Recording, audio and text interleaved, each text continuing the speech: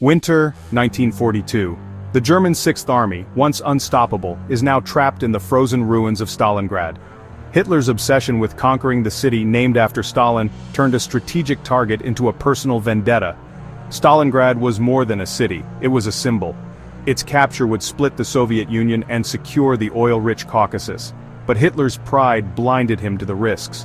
He ignored his general's warnings and stretched his army thin across hostile territory. The propaganda machine promised victory, but the reality was a nightmare of frostbite, starvation, and relentless Soviet resistance. German overconfidence led to fatal mistakes. They underestimated the Red Army and the Russian winter, believing the battle would end before the snow. Now, surrounded by rubble and death, the Sixth Army faced the consequences of one man's ego.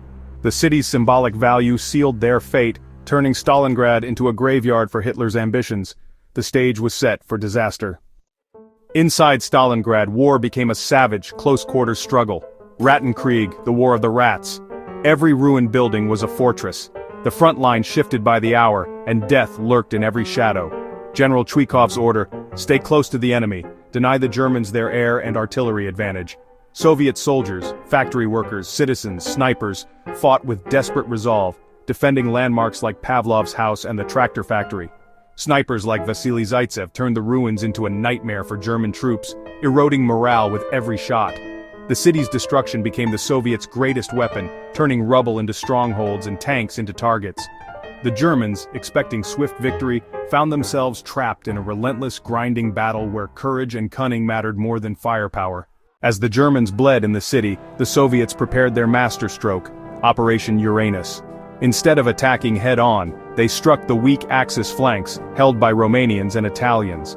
In November 1942, Soviet pincers smashed through, encircling over 250,000 Axis troops.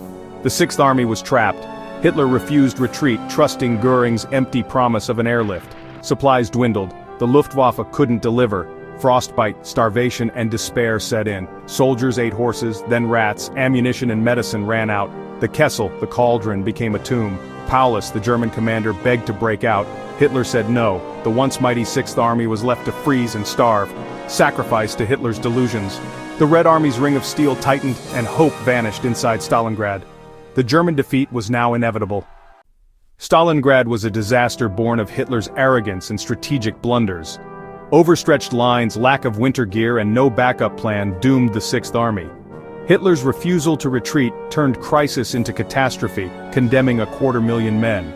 On February 2, 1943, the remnants surrendered. The myth of German invincibility was shattered. For the Soviets, it was a turning point. Proof the Wehrmacht could be beaten. From Stalingrad, the Red Army seized the initiative, pushing relentlessly toward Berlin. The battle stands as a symbol of resilience and the horrific cost of war, a warning against hubris and fanaticism. Stalingrad marked the moment Nazi Germany's fate was sealed.